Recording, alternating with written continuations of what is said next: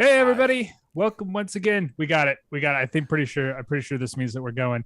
Yeah. Hey folks, once again, my name is Nate Swick. I'm joined here by my colleague Greg Neise, and we are here to do some bird talking about birds, bird ID, birding, just pretty much whatever y'all wanna talk about. This is What's This Bird Live. This is the ABA's bi-weekly birding internet live stream that we've been doing. We're back for the fall. And Greg, how's things? How you doing? How you doing since the last time I talked to you 2 weeks ago? Doing good, Nate. It's a really fun time. October, November are my two favorite months for birding in the Midwest, Mm-hmm. and we've had some really strange weather. It's been very unusually warm and humid, with south winds. We have early early July, late June weather today with these south winds and a lot Hmm. of rain and humidity. It just doesn't feel like fall. Of course, everybody east of the Rockies knows that switch is going to snap like that, and yeah, it's going to be fall Yeah. really quick. But Yeah. it's been a really good year for shorebirds here. We had a Yeah. flock. It's been good for shorebirds in my neck of the woods as well. Here in North Carolina, it is we've been had a couple weeks of kind of that soggy fall weather that we get whenever that southern humidity hits the first couple cold fronts that move through. Warblers have been moving through quite with pretty briskly. We've had some cool stuff pop up. We had a Kirtland's warbler show up out in I the saw western part of the that. state. It's very I, cool. Those records have really blown up in the last 5 years. That's a really great conservation success story for yeah, and when sure. I saw the And pictures of that, we're benefiting. when I saw the pictures of that bird in the goldenrods, my Mm-hmm. only Kirtland's warbler outside of where you go to find them is on the Chicago lakefront in Mm-hmm. late September in Yep. goldenrods at Montrose Point, of course. But yeah, they, Yeah, they it's like the goldenrods.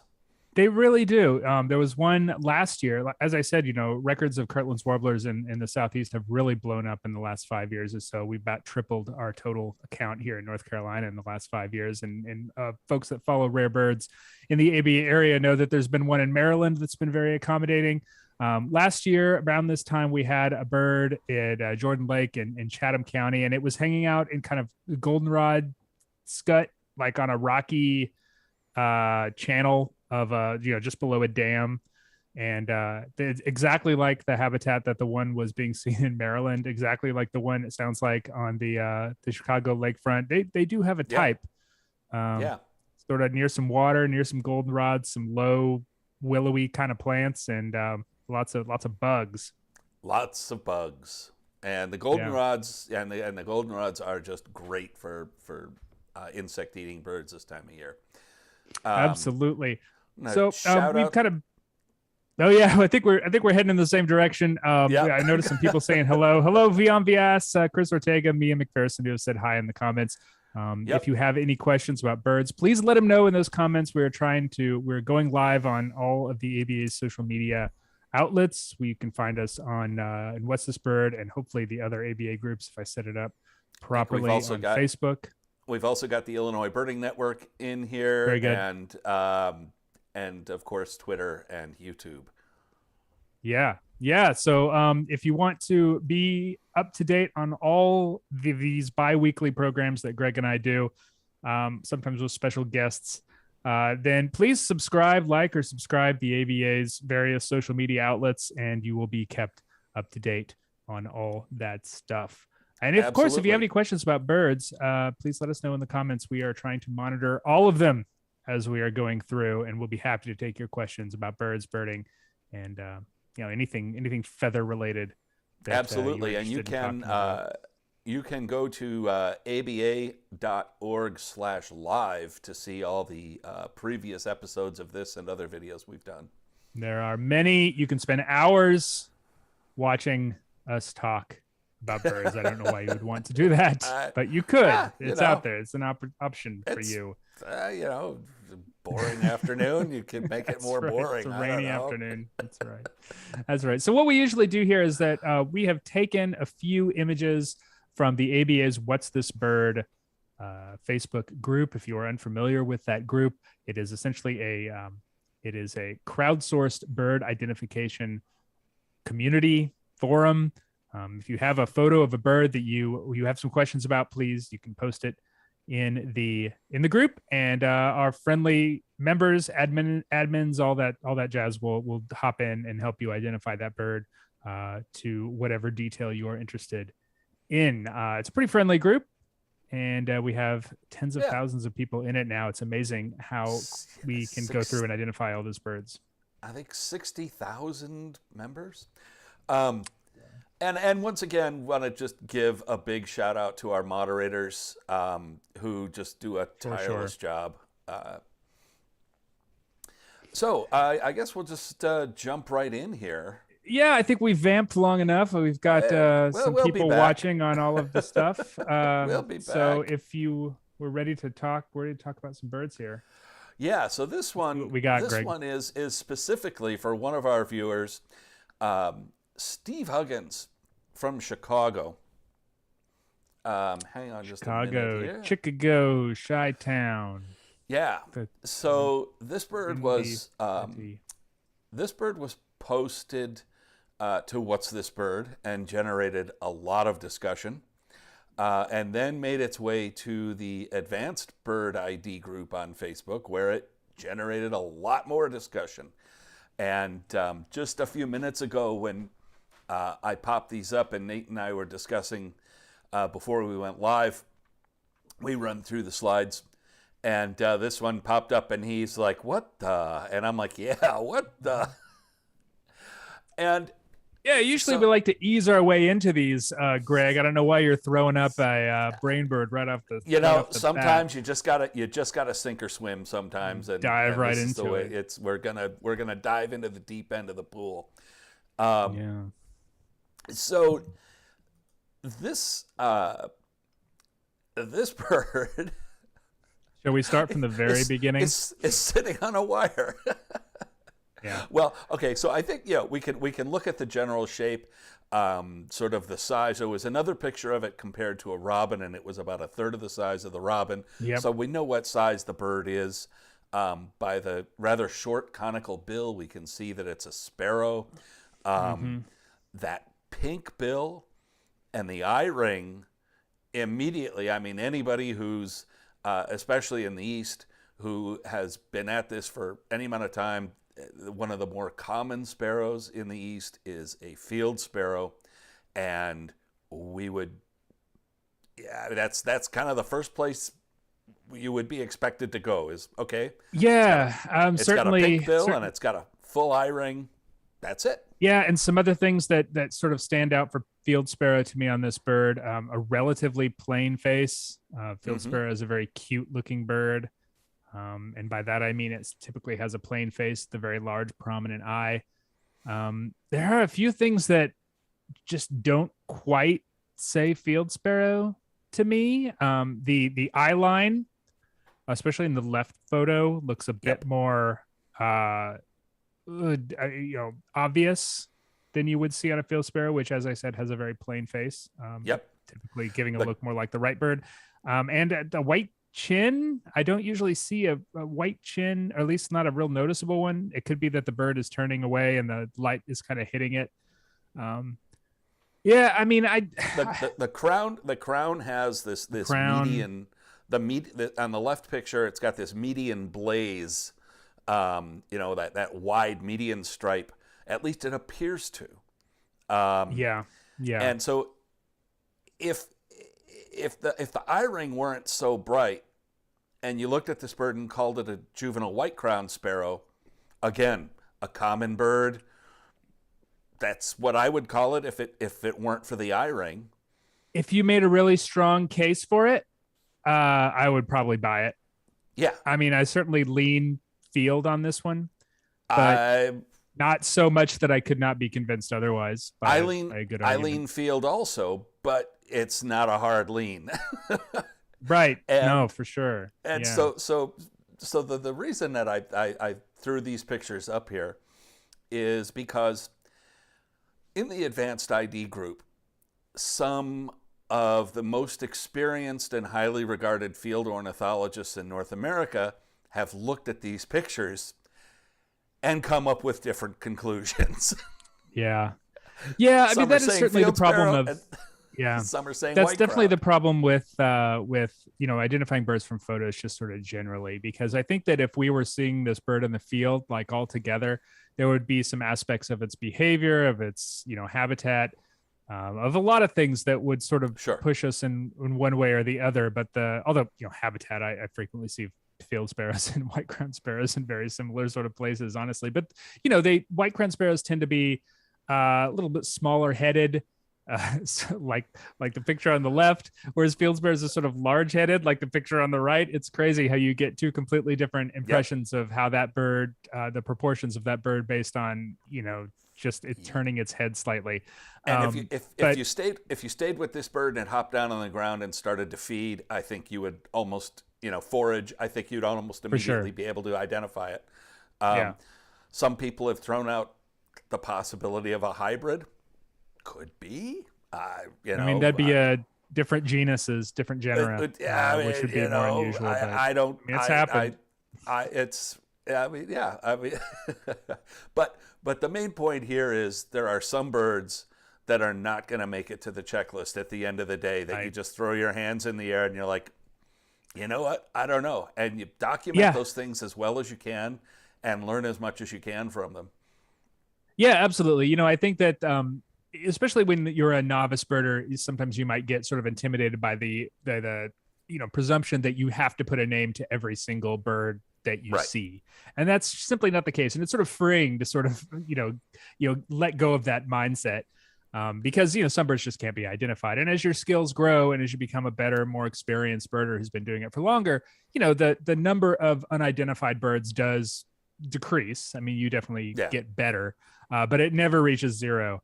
And there are some birds that, just because you don't get a good look at them, or they are sort of ambiguous, like this one is, you just can't identify. And you just kind of say, all right, let it go. What's this bird is not a zero-sum game. Sometimes we don't declare a winner. Yeah. Yep. Cinnamon Stewart asks, how common are field sparrows in Colorado anyway? My guess is not very.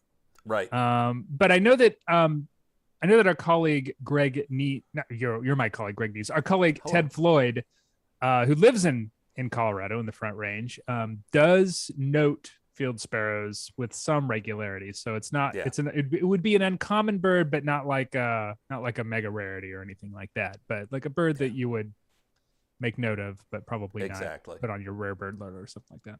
Exactly. All right, moving right along. We do have one question that I want to hit before we go ahead. Before we move on. Suzanne Parks asks, a few months ago there was a problem with some birds getting sick in Indiana and some parts of Ohio, Pennsylvania, West Virginia, all that area, like the entire kind of Midwest, Southern Great Lakes area.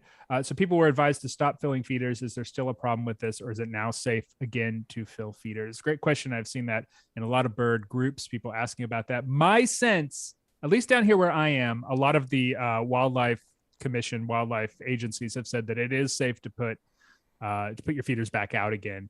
The disease has sort of waned.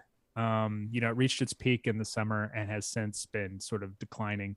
They're seeing fewer and fewer of those birds. So I think it would be safe to put feeders out in places where they were advising against it earlier. It was strangely sort of timed very, it was kind of timed with the emergence of periodical cicadas this year. It's like when there was some speculation that had something to do with it.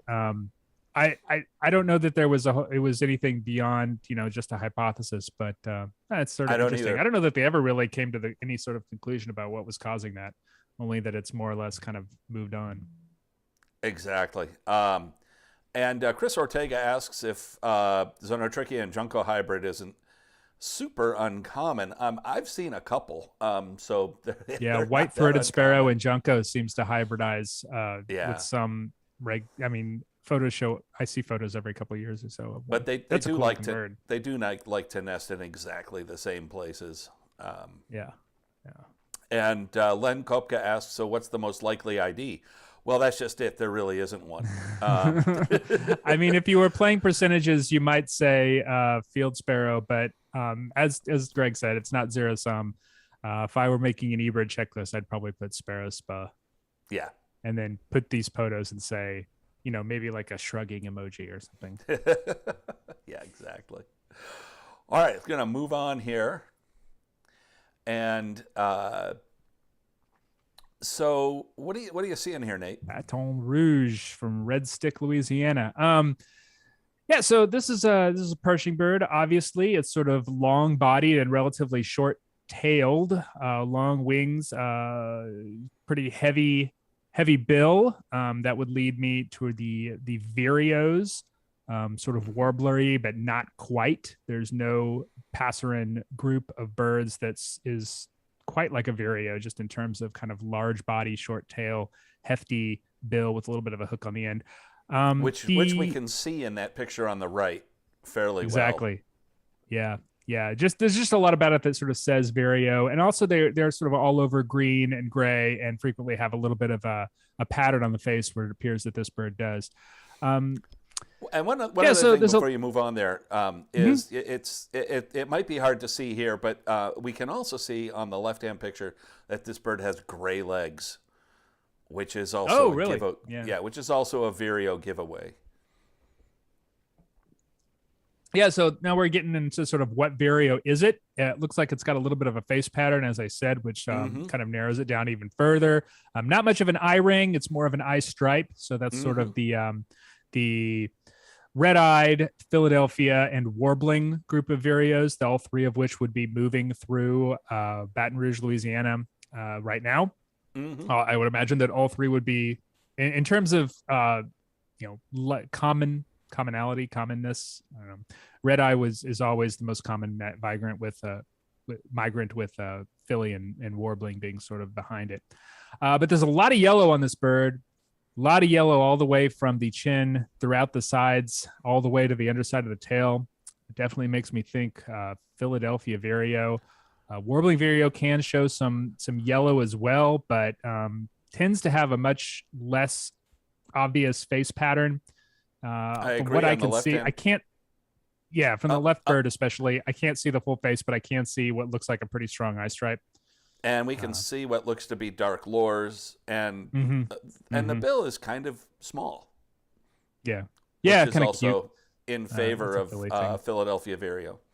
Yeah, Philadelphia Vireo is definitely what I would imagine on this one. But there are some yellowy kind of warbling Vireos that you might end up. But warbling, just in general, has a very plain face. Even if you can see the eye stripe, it's typically not very strong. And I would think that photos of these quality, like you wouldn't see it very much at all.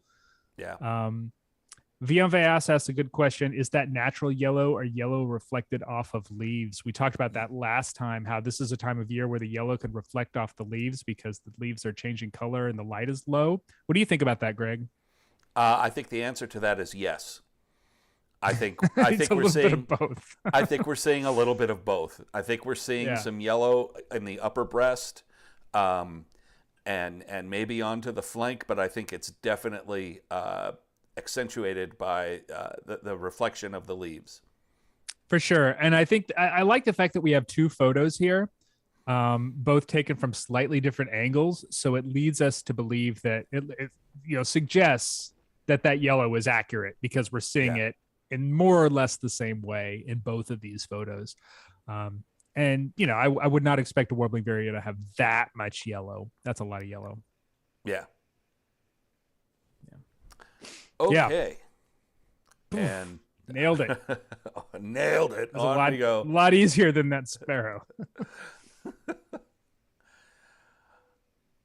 Okay, so this one comes to us from Caro, Michigan. Going back in the weeds. And so part of why I picked this one for today is east of the Rockies, after the middle of October, the number of ruby-throated hummingbirds you're going to run across is declining rapidly. Yeah, they're already declining rapidly. And by October 15th, they're essentially gone. Mm-hmm. But kind of a phenomenon in the last 15 years is that Rufus hummingbirds have created I don't know if it's a new wintering population or just an expanded wintering population, but they come through the east now in numbers to be considered regular.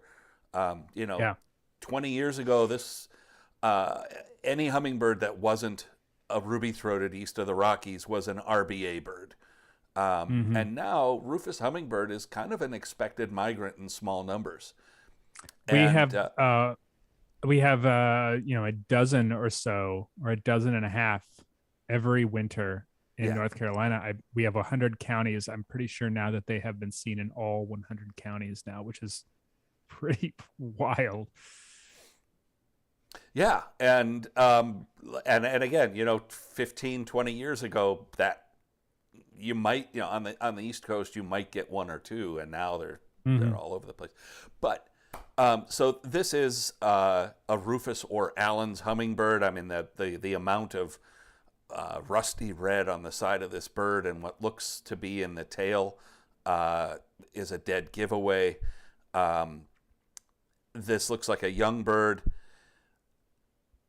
And that's about as far as we can go without catching it and doing some measurements or getting some really good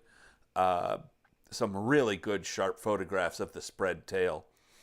Yeah. So Rufus is by far the most likely one by a very significant margin. But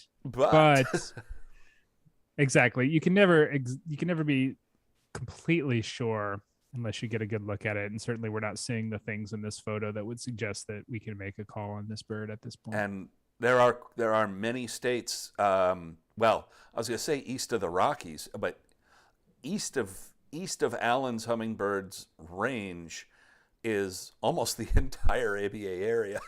Yeah, east of California. East of California is basically east of this of Allen's hummingbirds range. But interestingly, there are a lot of states that have records of Allen's hummingbird that are confirmed by catching and measuring the bird. So, when you do get a Selasphorus hummingbird, if you can get those killer photographs of the spread tail or call a bander and bring a bander in to catch the bird and do some measurements and put a band on it, you might wind up with an Allen's. Yeah, you never know. We have a handful of those records here in the Southeast. They show up every few years or so. And it's not just Allen's. I think people who leave their feeders up beyond when the ruby-throateds leave could get any number of really cool Western hummingbirds to show up. Obviously This phenomenon is largely driven by Rufus hummingbirds, but there have been a great many other species that have sort of followed that same well-worn path. I'm thinking in terms of calliope hummingbird, black-chinned hummingbird.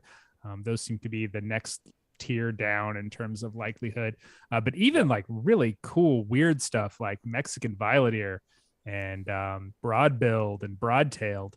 And we just had a broad-tailed in South Carolina, and Anna's. Those are possible. And anytime you see a hummingbird in November, but past October, stop, take a very close look at what you're looking at, get some photos if possible, and let someone know. Odds are it's going to be Rufus, but you never know. Hummingbirds, for as small as they are, they get around. They really move around. And I've been birding in my home state for almost 50 years of Illinois. The last world life bird I got before this year was almost 10 years ago. It was a black-tailed gull, an Asian species that was at a lake downstate. This year I've gotten 2 world lifers in Illinois within an hour of my house, and both of them were hummingbirds. It was a Mexican violet ear and a broad-billed hummingbird. Yeah, pretty wild. I think And Len Kopka says he had a green-breasted mango in North Carolina. There was also one that wintered in Wisconsin. Yeah, we think of these birds as being, tropical birds, hot weather birds, birds that would not be able to handle a winter. But Rufus hummingbirds in particular are really, they're really tough little birds. You got to remember that these are birds that are nesting as far north as Alaska. And even Alaska in the winter is not a super easy place to be if you are a small insect and nectar eating bird. So they can manage especially in the Southeast, where our winters are relatively mild. But even further north, they're tough little birds. And as long as they have a place to get energy, they can really turn that energy into fuel very efficiently. Yeah, I mean, my Illinois Anna's hummingbird was in December after a snowstorm, and there was 1.5 feet of snow on the ground, and the bird was doing just fine. Yeah. Okay. And we are back to Colorado. Yeah, we got a lot of Colorado stuff today. With a brown streaky bird with a big beak. And the bill here is kind of a dead giveaway for what this at least I was going to say I might even call that bill very large. If I were a French speaker, I might say that it is gross. Oh boy, it is a gross beak. It's a gross beak. It is a gross beak. And so this is a what you might call a female type. It is obviously not a male in breeding plumage. But that doesn't mean that it's not a male. And in fact, this bird is a male. And in the big picture on the right, we can see one of the tertials and one or two of the secondary coverts are black. And they kind of stick out among the brownish, grayish feathers. So that tells us that this bird is a male. But on the left, well, actually in both pictures, but in particular on the left, we can see what color do you see on your monitor, Nate? On the left, it's sort of an apricot, I would say, if I were getting out my Crayola 64 crayon box. Sort of a peachy sort of color. I guess that makes it sort of ambiguous for which of the gross beaks that we want. It's got a very definite pink tone to it. Yeah. And on the right, we can see, like, up in what's the throat, what we can see of the throat, it's got, again, a very definite pink tone to it.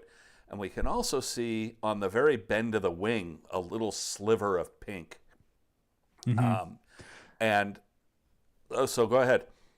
Yeah, I mean, that would suggest rose-breasted, wouldn't it? It would. Yeah, I think that's a good bet. I mean, that's a sort of unusual bird in Boulder. I would think. I think black-headed would probably be more likely, but not like we said with the field sparrow, not completely out of the realm of possibility. Yeah, I'm not sure about that exactly. Yeah, I don't know Colorado that well. But what is the possibility of a? I hate to throw out the H word. I know that we're not necessarily allowed to do that as professional bird identifiers unless we're absolutely sure. But what is the likelihood of a hybrid grosbeak? What would a hybrid grosbeak look like? I'm asking these questions sort of rhetorically. I don't really know. Perhaps you do. A hybrid can look like almost any combination of the two. Yeah. And I would think that this plumage, this kind of first year male plumage, would be the most difficult to discern, right? If it were.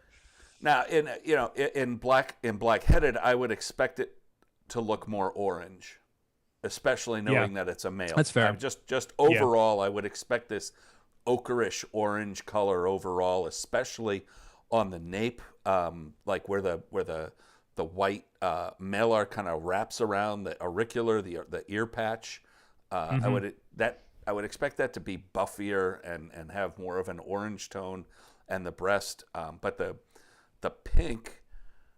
Well, let's put it this way: if I saw this bird here in the Great Lakes, I would not hesitate fair. for a second just calling it a rose-breasted grosbeak and moving on. As would I if I saw it too. Yeah.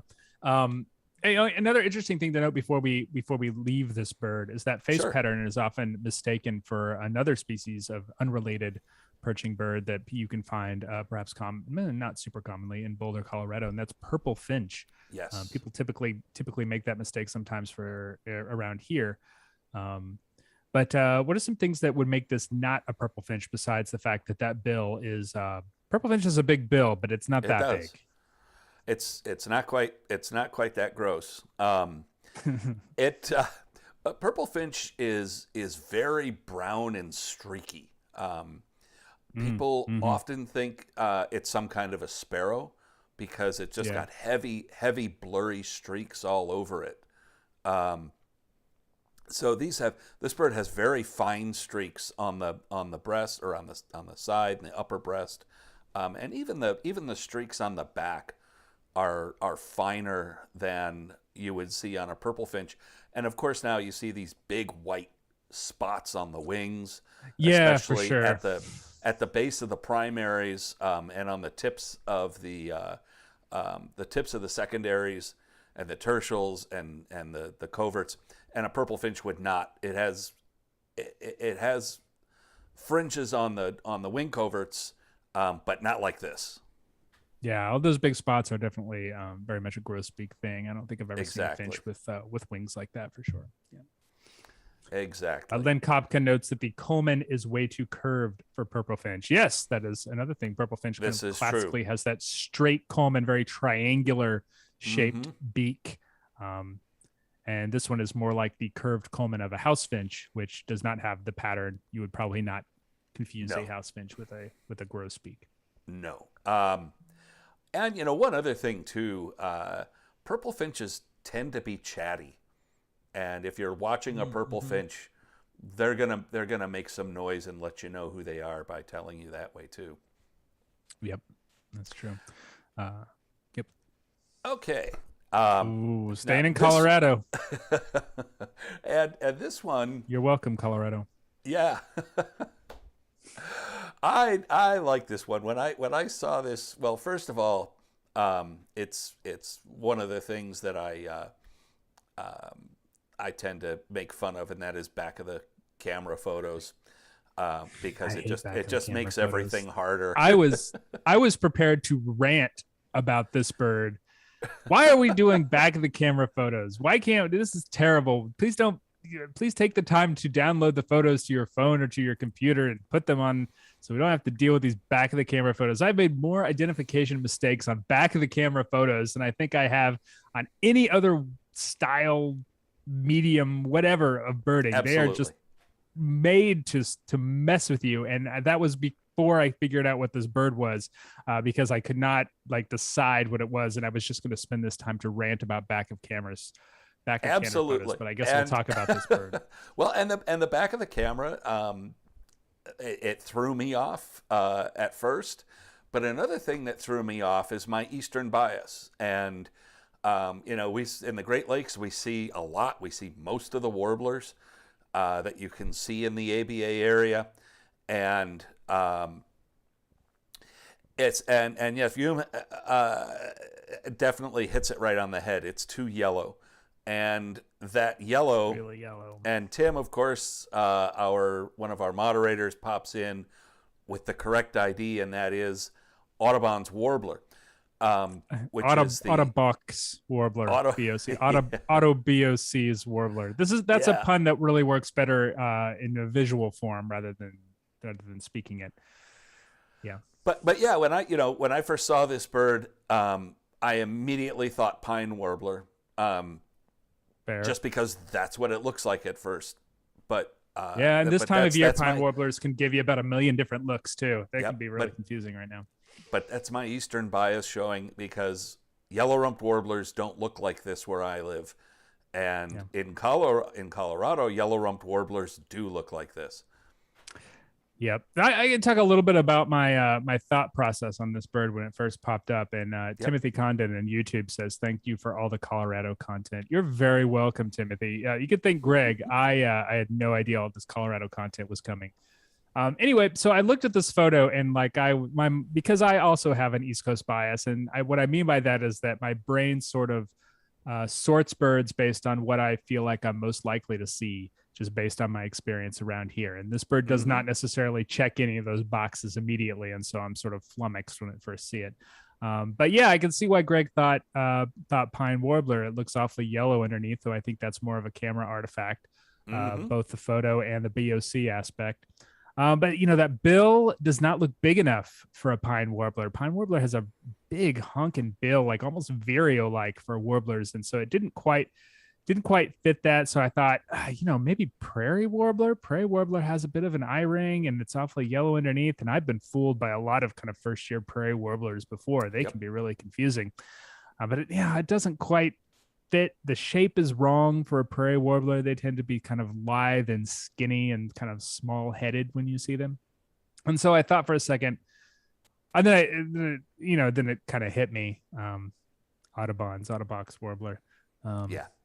Yeah, I mean, that's the only thing. And we typically see Audubon's warbler as much less greeny, and that's just the photo artifact kind of screwing with you on this bird. Exactly. I mean, it's not really, it's less olive and more kind of gray brown. I think if we saw this bird in life, it would look like that. And therefore it's all a this very yellow gray. It's a very kind of flat gray looking bird, and the only hint of color on it often is just a little bit of yellow on the throat. And that can be suggestive. I mean, the yellow can be so faint sometimes that you really have to look at it hard, but they never look this yellow underneath, and that is reflection from the light from the leaves around it, causing it to look more yellow than it really is. And of course, back of camera, which it's not only the white. It's not only the white balance of the camera that is taking the photo, it's the white balance of the cell phone that is taking the photo on the back of the camera. So it's like the going down the wormhole. It's like the inception of terrible photo artifacts. The BOC monitors tend to oversaturate, and your cell phone tends to oversaturate. And cell phones are notorious for oversaturating. Yeah. All right. Yep. So before we move on to the next one, I just want to make a small announcement. Sure. If you've got any questions about birds or birding, please let us know in the comments. We've got a couple more birds to go through here, but when we're done, we are interested in hearing your questions, taking your questions, and answering them to the extent that we can about birds, birding, the ABA, what the ABA is up to, whatever. Anything. If it involves birds, we'll probably talk about it for a little bit after we're finished with all these birds. So I just want to make that announcement. Yes, as Chris Ortega says, what we mean by Audubon's warbler is the western subspecies of yellow-rumped warbler, formerly called Audubon's warbler, formerly considered Audubon's warbler as a full species. Maybe it will be again. It's the western counterpart to our eastern, more eastern, even though they can be found in the west as well. Myrtle warbler, yellow rump warbler. Absolutely. Yeah. Myrtle is eastern by relativity only. I mean, they go pretty far west. Oh, we got another one. We got another warbler. And another warbler. It's a good time of year to talk about warblers. It is. So, this bird looks really plain. Yep. It's got sort of a just generic warbler bill. There are some warblers, some genuses of warblers that have distinctive bills, some species that have distinctive bills. This bird just kind of has a generic warbler bill. It's kind of it's the generic warbler. What's that? It's the warblerist warbler. It is the warblerist warbler. It's just kind of generic everything. The wings, as Tim points out there, the wings are not plain. The wing coverts have a little bit of fringe on them. This bird, the color looks quite it looks like the color is honest in this photo, and we see that Yeah. it's kind of yellowish underneath and kind of gets more intense to a yellowish green on the tail. Mm-hmm. And the other thing we notice is an eye ring and a very plain face. Yep.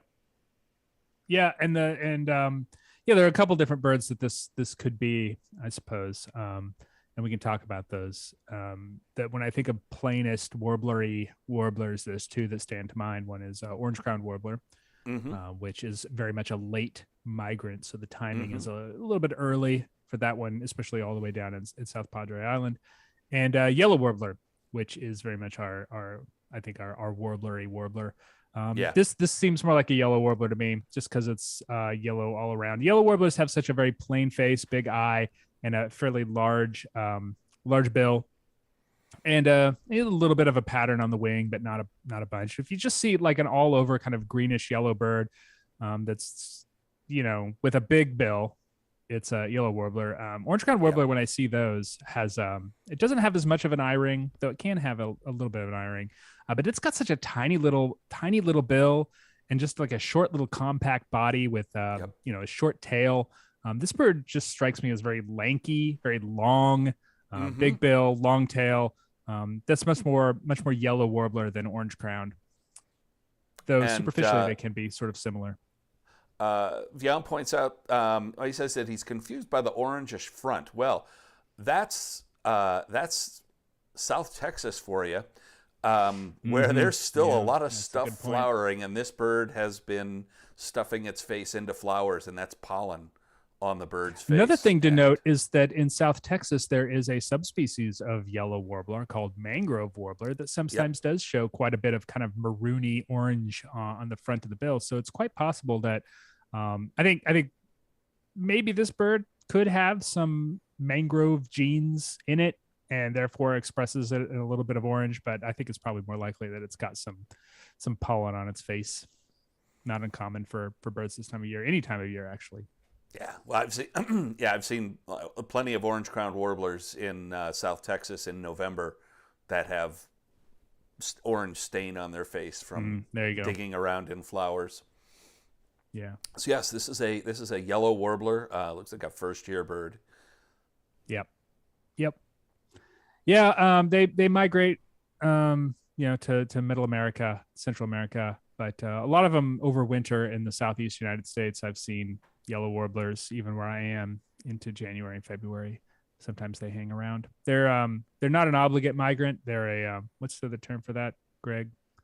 Where they only migrate if they have to. Facultative migrant. Like a half-hardy. So they will stick around in places where there's food. If they only go as far as they have to. Right. Yeah. Lynn Kopka asks, male or female? Oh boy, I don't know. So probably here we must have a yellow warbler. Oh yeah, it is yellow. Look at this yellow it's a bit warbler. More yellow, and it's got all the points that we were talking about. Yellow warbler, it's yellow all over the place. It's got that big eye. True.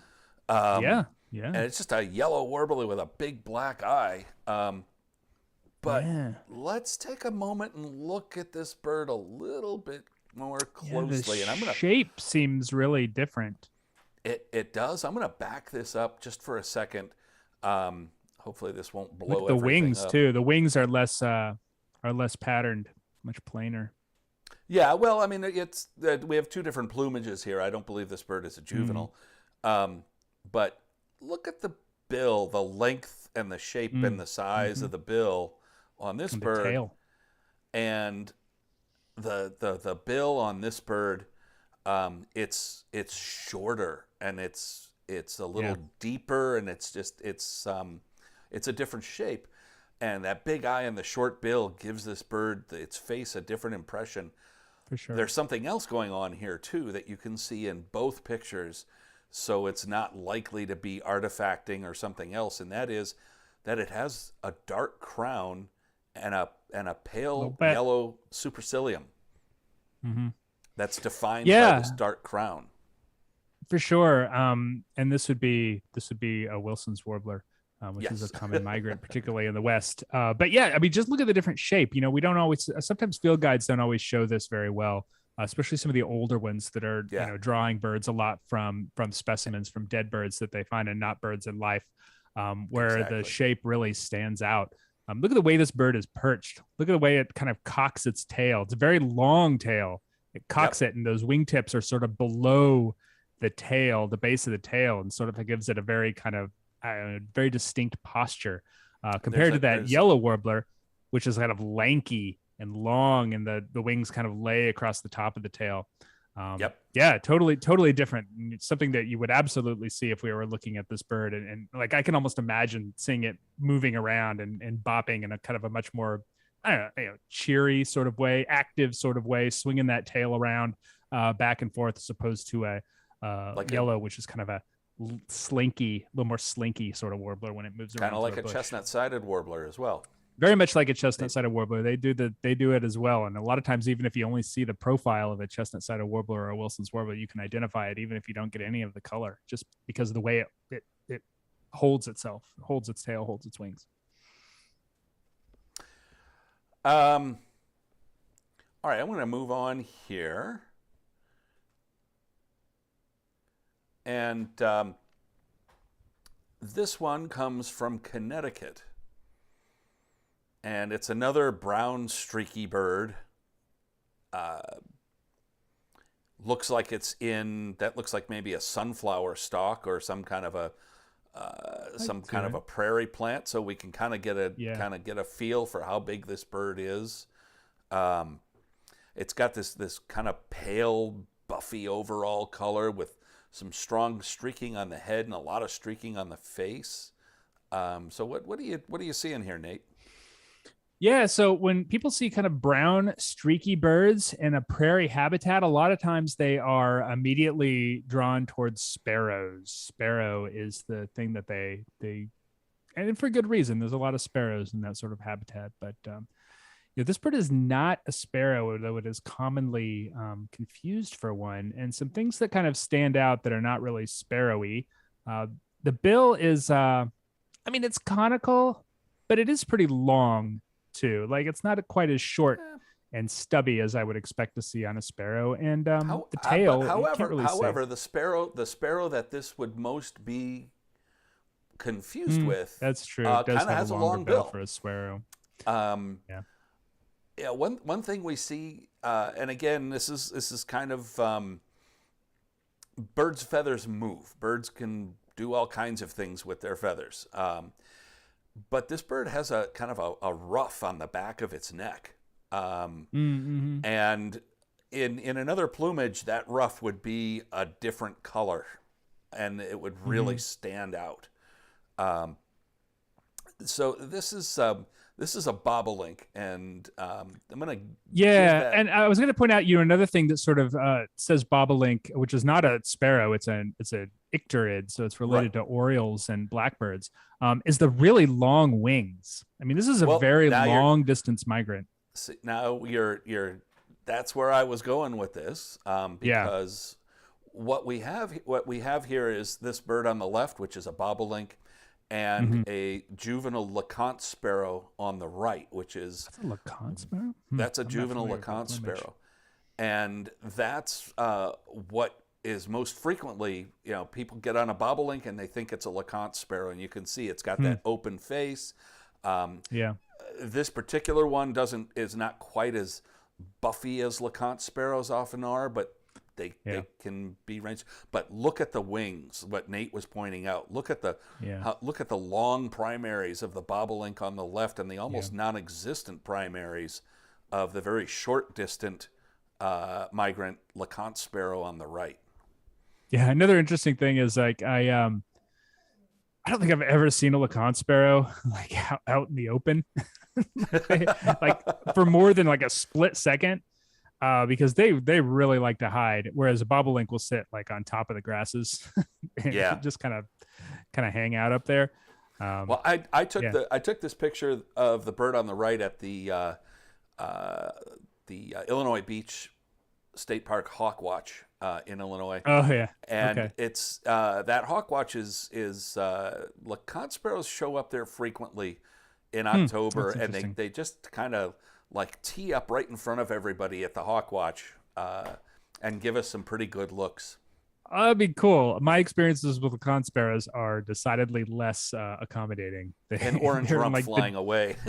exactly. Yeah, like super dense habitat. You kind of have to do the surround it, and maybe it'll pop up, but a lot of times it doesn't because they'll just like walk away through the people at the like on the ground. They're tough birds to get a super good look Yeah, at. Whereas bobolinks will.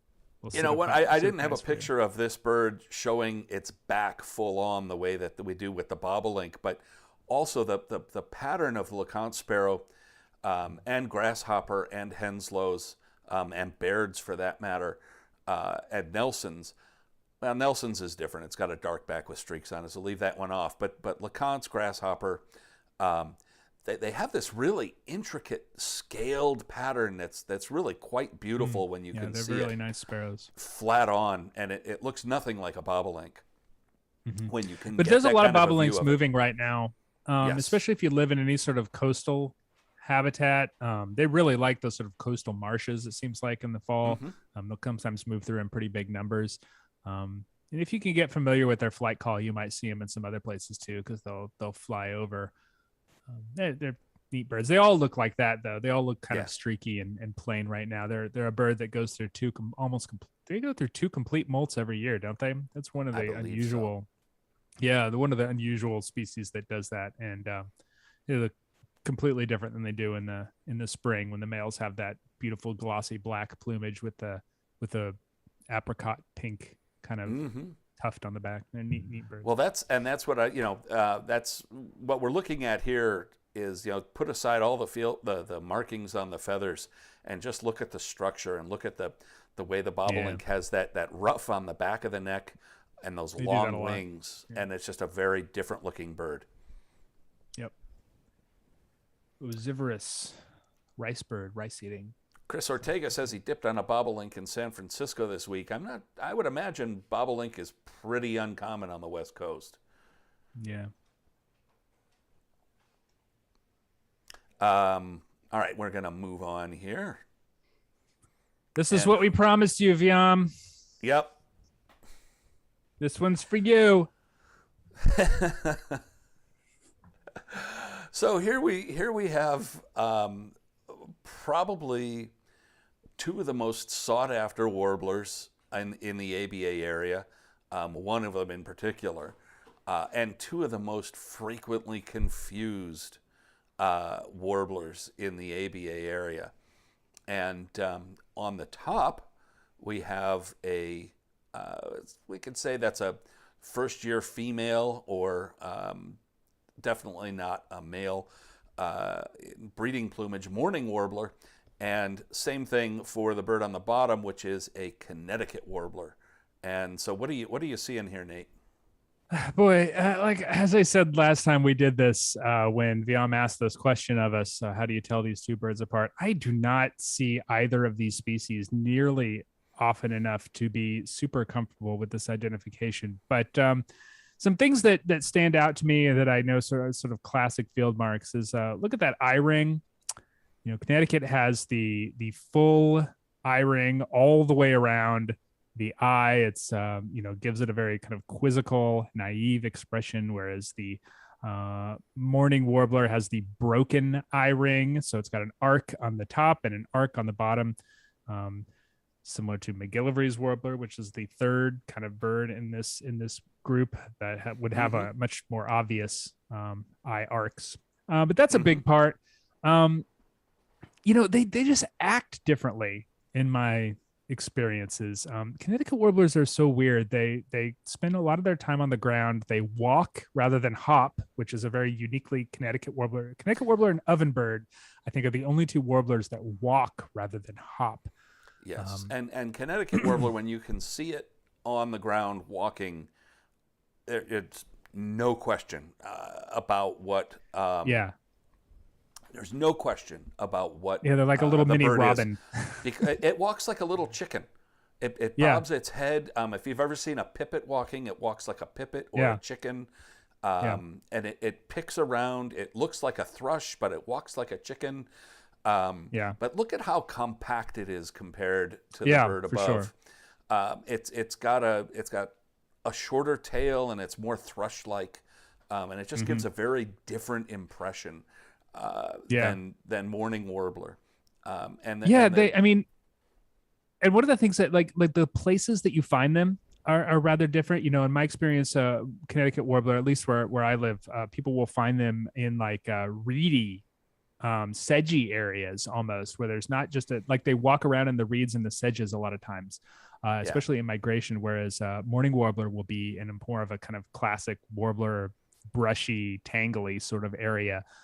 We had a Connecticut warbler a few years ago here in North Carolina, where a lot of people got to see because it hung around for like 10 days in migration, and that was on so like the water went down on a reservoir and it got grown up with sedges, and it was just hanging out in the sedges like a little rail, yeah. which is just Well, and that's so bizarre.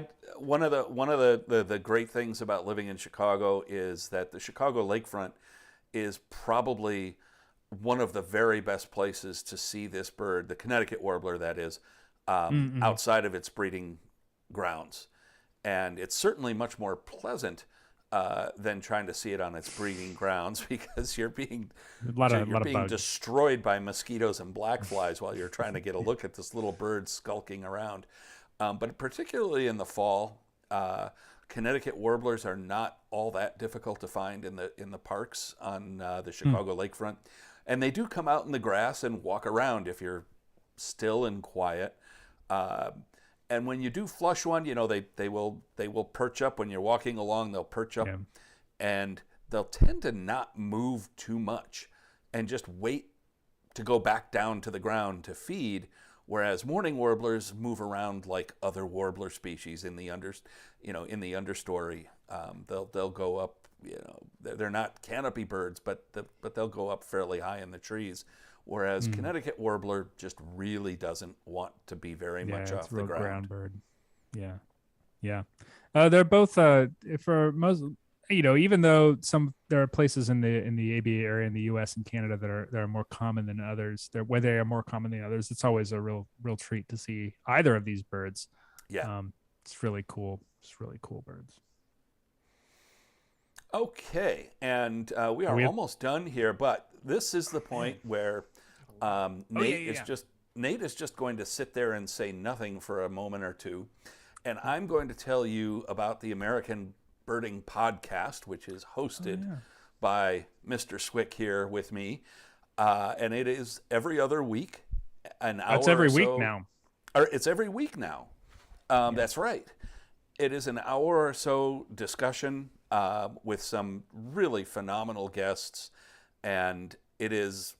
I'm biased, but I think it's the best birding podcast out there, and it's at aba.org/podcast. And if you enjoy listening to podcasts and you enjoy birds, you should definitely spend some time with the American Birding Podcast, hosted by that guy right there, Nate Swick.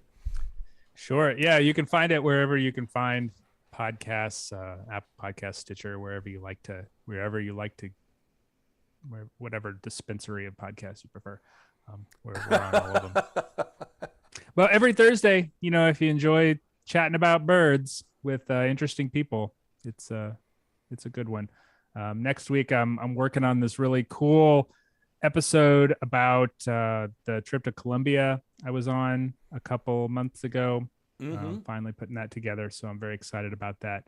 And I have some sounds from Colombia and some people that talked to, just talking about, you know, the birding there and the how that country's fortunes have changed in the last 30 years. It's been quite a ride for Colombia in the last couple decades. Yeah. Yeah, I've been nearby, but I have yet to make it to Colombia. I've been nearby in South America, but never in Colombia. It is on my list. It's extraordinary. I'll say, like, you feel like South America is sort of overwhelming for birds. I never felt super overwhelmed by the options are. The cool thing about Colombia is that it's just so biodiverse. It's got 3 different ranges of the Andes Mountains, and then a bunch of like little lowlands and valleys in between, and there are all these like different suites of birds in every place you go to. There are a few places that are like that. It's great. It's easy to get to, and not terribly expensive once you get down there too. So absolutely, we'll have more to say about that when we put the podcast out next week. Right on. Well, we are exactly at an hour here. If you enjoy what we do, what's that? We did it again. We did it. And if you enjoy what we do, if you enjoy this, if you enjoy the podcast, Ray, I was wondering if anybody could hear Sammy the mailman arrived. So my border collie husky mix decided to save us all from the mailman, as she does every single day. Thank goodness. Who knows what would happen if that guy made it through the door. Well, if he did, she would just sit down and take pets. It's like only when he's on the other side of the door, then it's a problem. But if he came through the door, everything would be fine. So listen, if you enjoy what we do here, please hit the URL above. Go to aba.org/join. For $2.50 a month, you can become a member of the American Birding Association and help support everything we do. From the magazines, you get full access to the digital magazines for $2.50 a month, and the podcast, of course, which is free anyways. Most of what we provide is free, and we rely on members to keep that going. We're like NPR, but for birds. We are like NPR in that sense, or public television. Yeah, All right, folks. Well, Nova could never do this. What's that? Nova could never do this. No, are you kidding me? Take that, American. Yeah, I don't know. I don't recall what's on. We think it's days. A goose. But Rick Steves. Sure. We're coming for you. We're coming for Rick Steves. All right. Well, I'm gonna kill the stream here before we get too far off the rails. That's right. And this has been really fun and good seeing all you guys. And absolutely. And if you want to be up to date when we do this, go ahead and subscribe to us on YouTube or wherever wherever you find us. That's probably the best way to do it. We'll be back in a couple weeks. Absolutely. All right. See you then. Bye-bye.